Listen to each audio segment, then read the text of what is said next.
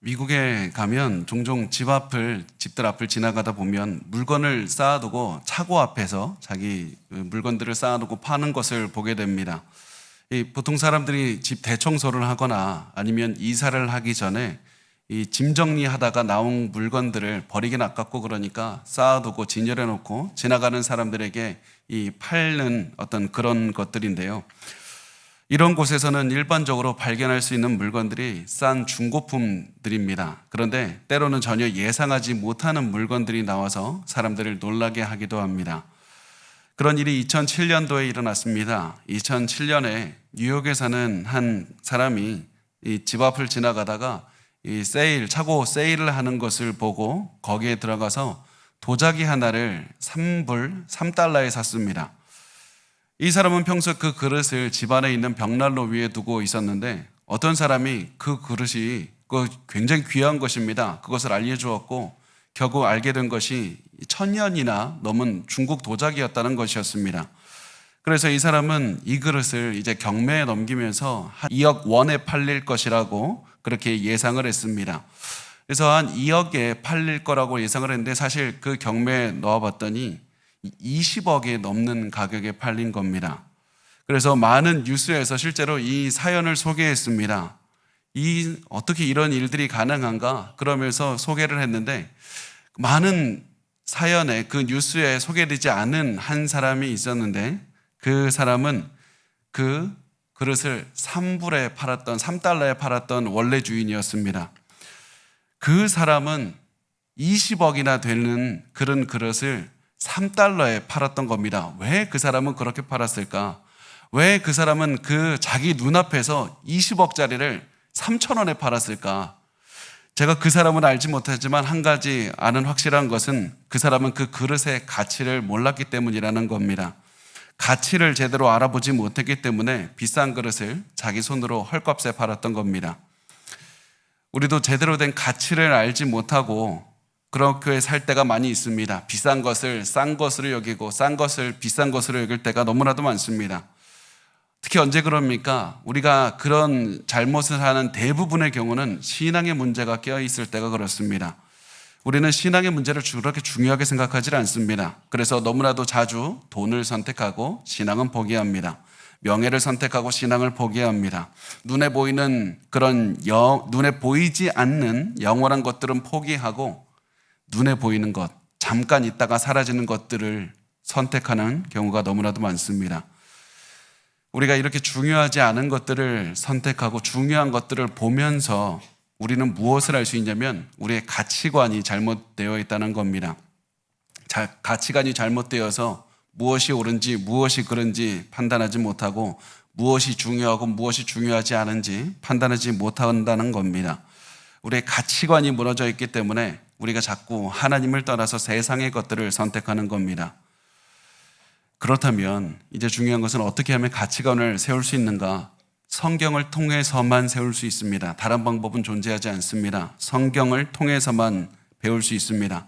단순히 성경에 대한 지식을 배우는 것뿐만 아니라 그 알게 된 지식을 묵상하고 이해하고 말씀을 몸으로 체험할 때 우리가 그것을 성경적인 가치관으로 변화시킬 수가 있는 겁니다.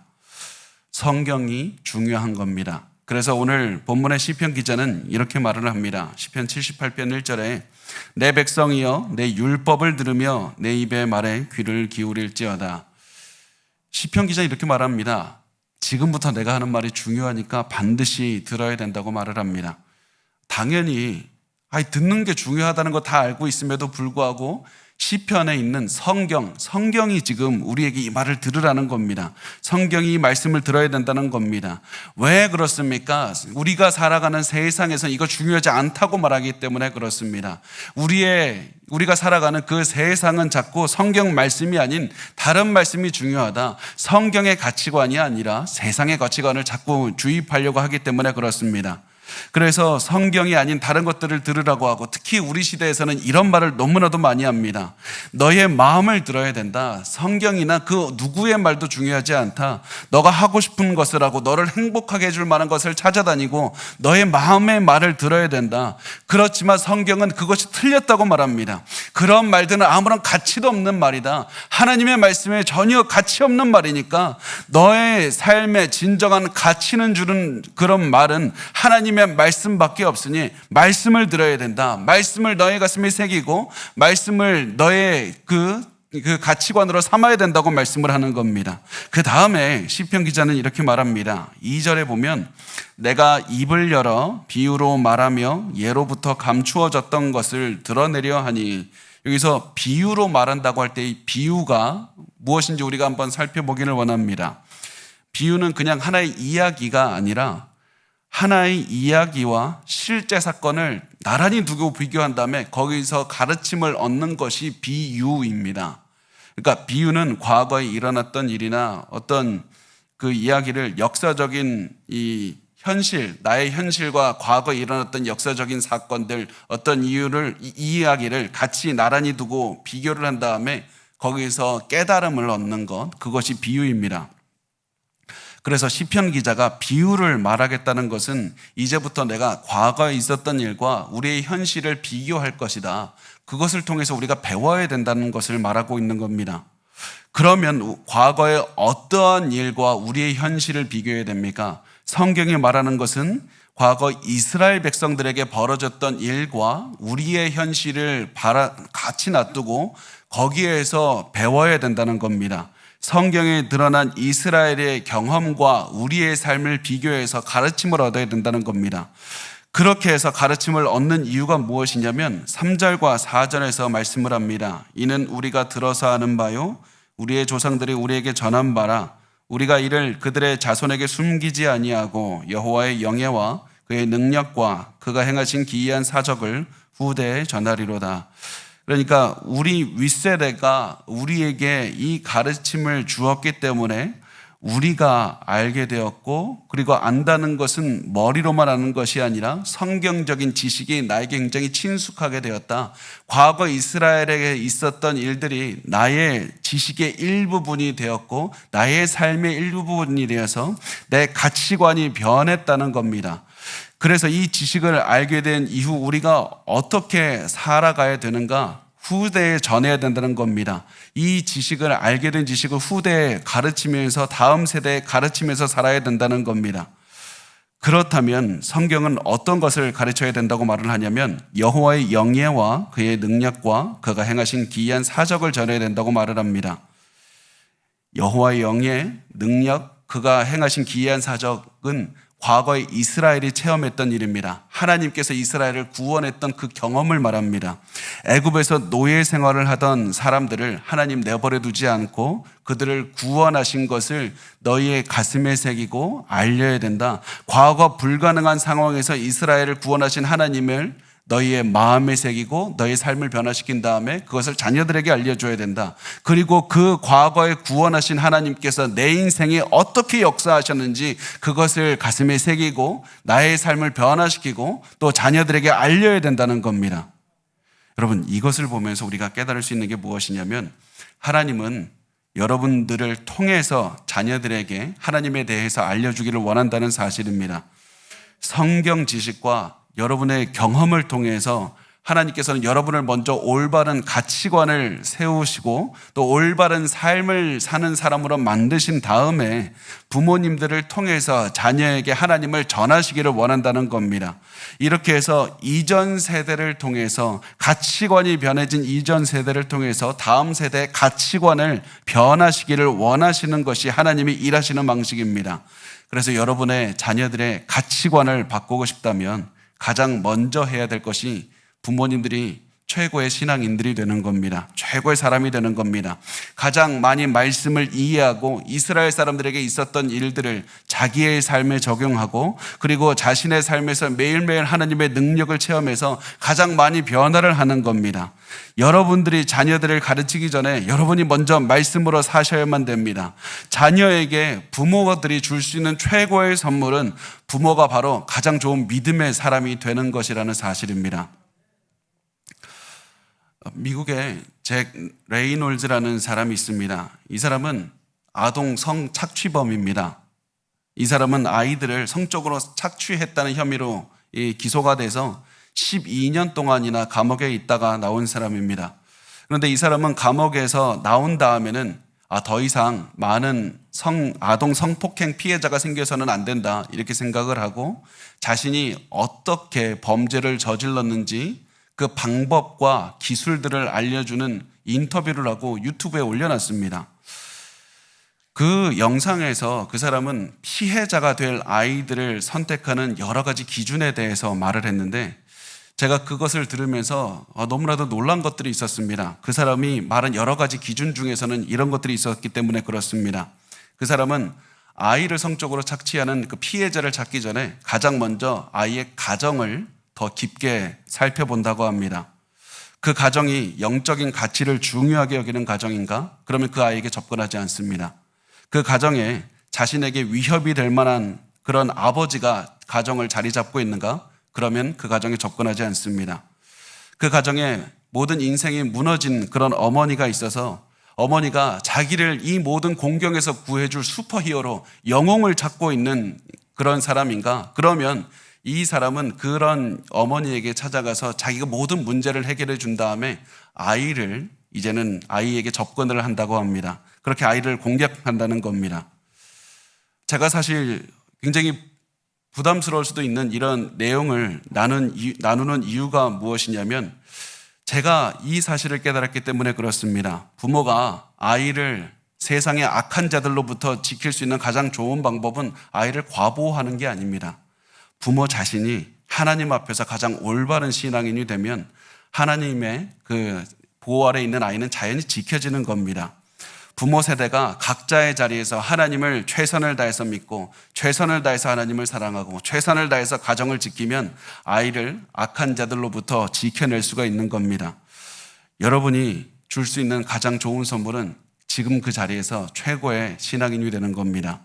그리고 여러분이 가장 좋은 신앙인이 된 다음에 자녀들에게 성경을 알려주는 겁니다. 이스라엘이 공경에 처했을 때도 하나님은 이스라엘을 버려두지 않으셨단다. 내가 공경에 처했을 때도 하나님은 나를 한 번도 버린 적이 없다. 그러므로 너도 이 사실을 알고 하나님을 높이고 살라고 그것을 너희의 가장 중요한 가치관으로 살라고 말씀을 해주셔야 된다는 겁니다. 이렇게 자녀들을 가르치면 자녀들의 마음에 어떤 일이 일어나는가? 7절에서 8절을 한번 같이 읽어보겠습니다. 시작. 그들로 그들의 소망을 하나님께 두며 하나님께서 행하신 일을 잊지 아니하고 오직 그의 계명을 지켜서 그들의 조상들 곧 완고하고 패역하여 그들의 마음이 정직하지 못하며 그 심령이 하나님께 충성하지 아니하는 세대와 같이 되지 아니하게 하려 하심이로다. 이렇게 우리가 부모님이 가장 좋은 신앙인이 되어서 하나님의 말씀 그 지식과 과거에 있었던 일과 나에게 있었던 일들을 말을 해주면 아이의 마음에서는 두 가지 일이 일어납니다. 첫 번째, 그 아이는 하나님께 소망을 두게 됩니다. 두 번째, 하나님이 하신 일들을 기억하게 됩니다. 과거에 이스라엘 백성들에게서 일하셨던 위대하신 하나님을 기억하고 자신이 가장 사랑하는 부모님을 구원해 주신 위대하신 하나님을 기억하고 그리고 그 하나님을 믿게 된다는 겁니다. 이렇게 해서 부모님이 하나님이 하셨던 구원의 역사, 자신의 인생에서 일어났던 위대하신 하나님을 선포하면 아이들의 이 마음에서 이런 일이 일어난다고 합니다. 그들의 조상들 곧 완고하고 패역하며 그들의 마음이 정직하지 못하며 그 심령이 하나님께 충성하지 아니하는 세대와 같이 되지 아니하게 하려 하심이라. 이 말씀은 자녀들이 과거에 했던 이스라엘 백성들이 했던 잘못을 반복하지 않게 된다는 겁니다. 과거에 했던 그 모든 잘못을 피할 수 있게 된다는 겁니다. 과거에 부모가 저질렀던 잘못을 피할 수 있게 된다는 겁니다. 그렇기 때문에 자녀들에게 부모님이 그 자신의 삶을 통해서 하나님의 지식과 성경의 지식을 전하면 자녀들이 더 나은 삶을 살 수 있게 되는 겁니다. 그래서 여러분이 더 나은 신앙인이 되셔야만 되는 것이고, 다음 세대를 구출하기 위해서, 이 약한 세대로부터 보호하기 위해서 여러분의 삶을 통한 체험하신 하나님을 가르쳐야만 되는 겁니다. 여러분 지금 어떤 삶을 살고 있습니까? 여러분 하나님의 말씀을 사랑하고 하나님 말씀 묵상하고 하나님 말씀을 통해서 하나님의 능력을 체험하면서 살아가십니까? 하나님의 말씀을 아이들에게 가르치면서 여러분의 삶을 통해서 배운 하나님을 가르치면서 살아가십니까? 제가 가끔씩 영상이나 책으로 이단 사역을 하시는 그런 목회자분들의 이야기를 접하게 됩니다. 그런데 제가 참 그분들의 이 간증과 이야기들을 들으면서 깨달은 한 가지가 있었습니다. 그분들이 한결같이 하시는 말씀이 있었는데, 자녀가 이단에 빠졌을 경우에 많은 부모님들이 성경과 상관없는 인생을 살았다는 겁니다. 여러분 오해하지 마십시오. 자녀가 이단에 빠졌다고 해서 무조건 부모님이 성경과 상관없이 산다는 말이 아닙니다. 그런데 굉장히 많은 경우에 부모님이 성경과 상관없이 사는 그런 가정의 아이들이 이단에도 쉽게 넘어갔다는 겁니다. 직분은 장로님, 안수집사님, 권사님들이었는데 성경을 잘 모릅니다.